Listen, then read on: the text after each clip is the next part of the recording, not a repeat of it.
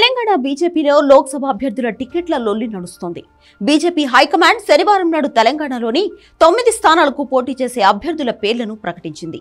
ఈ లిస్టుపై బీజేపీ లీడర్ల నుంచి అభ్యంతరాలు వస్తున్నాయి. కొన్ని ఏరియాల్లో అసమ్మతి చెలరేగుతోంది. ఫస్ట్ లిస్ట్ లో టికెట్లపై ఆశలు పెట్టుకున్న వారు నిరాశపడ్డారు. కొంతమంది పార్టీ ఆఫీసు ముందు నిరసనకు దిగారు. ఒకరిద్దరు నేతలు కాంగ్రెస్ లోకి జంప్ అయ్యే అవకాశాలు కనిపిస్తున్నాయి. హైదరాబాద్ టికెట్ మాధవీలతకు ఇవ్వడంపై ఎమ్మెల్యే రాజాసింగ్ అభ్యంతరం చెప్పారు. హైదరాబాద్ ఎంపీ సీటుకు పోటీ చేయడానికి మగాడు ఎవరూ దొరకలేదా అని కిషన్ రెడ్డిని ప్రశ్నించారు. తనకు ఈ లోక్సభ నియోజకవర్గం టికెట్ ఇస్తారని రాజాసింగ్ ఆశపడ్డారు.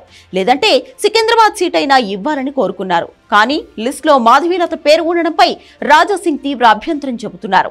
ఇప్పటికే బీజేపీ ఎల్పీ పదవి ఇవ్వలేదని రాష్ట్ర కేంద్ర బీజేపీ నాయకత్వాల మీద అలిగారు రాజాసింగ్. ఆయన బీజేపీ విజయ సంకల్ప యాత్రలో కూడా పాల్గొనడం లేదు. మల్కజ్గిరి టికెట్ ను ఈటెల రాజేందర్కు కేటాయించడంపై స్థానికుల్లో నిరసన వ్యక్తమవుతోంది. ఇక్కడి నుంచి పోటీకి చాలా మంది ప్రయత్నించారు. దాదాపు 4 ఏళ్లుగా బీజేపీ జాతీయ నేత మురళీధర్ రావు కూడా ఎదురు చూస్తున్నారు.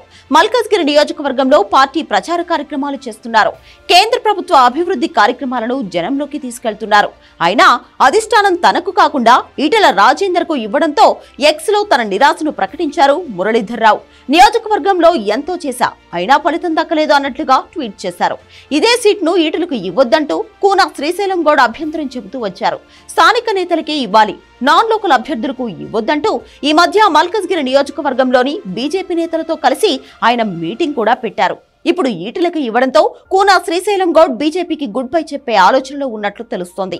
ఆయన సీఎం రేవంత్ రెడ్డిని కలిసి కాంగ్రెస్ లో చేరతారని అంటున్నారు. శ్రీశైలం గౌడ్ 2021లో కాంగ్రెస్ నుంచి బీజేపీలోకి వచ్చారు. ఇప్పుడు మళ్లీ హస్తం పార్టీలోకి వెళ్లే ఛాన్సెస్ ఉన్నాయి. జహీరాబాద్ ఎంపీ టికెట్ బేబీ పాటిల్కి ఇవ్వడం పైన స్థానికంగా నిరసన వస్తోంది. మాజీ మంత్రి బాగారెడ్డి కొడుకు జైపాల్ రెడ్డి ఈ టికెట్ ఆశించారు. బీబీ పాటిల్ పేరు ప్రకటించగానే జైపాల్ రెడ్డి అనుచరులు బీజేపీ స్టేట్ ఆఫీస్ ముందు నిరసనకు దిగారు. రాష్ట్ర పార్టీ అధ్యక్షుడు కిషన్ రెడ్డి ముందే నిరసన తెలిపారు. బీజేపీ ఫస్ట్ లిస్ట్ లో తన పేరు లేకపోవడంపై డీకే అరుణ ఆశ్చర్యపోతున్నారు. మహబూబ్ నగర్ నుంచి ఎంపీగా పోటీ చేయాలని ఆమె అనుకుంటున్నారు. అరుణకు ఫస్ట్ లిస్ట్ లో బీజేపీ అధిష్టానం టికెట్ ప్రకటించలేదు. పాలమూరు సీటు కోసం జితేందర్ రెడ్డి కూడా పోటీ పడుతున్నారు.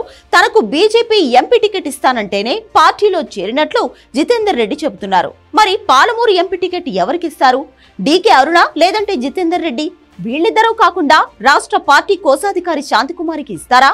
ఫస్ట్ లిస్ట్ లో పేరు లేకపోవడం మాత్రం డీకే అరుణకు అసంతృప్తిగా ఉన్నట్లు సమాచారం. తెలంగాణలో 4 సిట్టింగ్స్ లో 3కి మళ్లీ అవకాశం ఇచ్చింది బీజేపీ అధిష్టానం. కానీ ఆదిలాబాద్ ఎంపీ టికెట్ మళ్లీ సోయం బాపురావుకు ఇవ్వలేదు. ఆయనకు సెకండ్ లిస్ట్ లో కూడా డౌటే అంటున్నారు. ఆదిలాబాద్ నియోజకవర్గంలోనూ బీజేపీలో అసంతృప్తి కనిపిస్తోంది. ఇప్పుడు చెలరేగిన అసంతృప్తి లోక్సభ ఎన్నికల దాకా ఉంటుందా? అధిష్టానం వాళ్ళని బుజ్జగిస్తుందా? చూడాలి.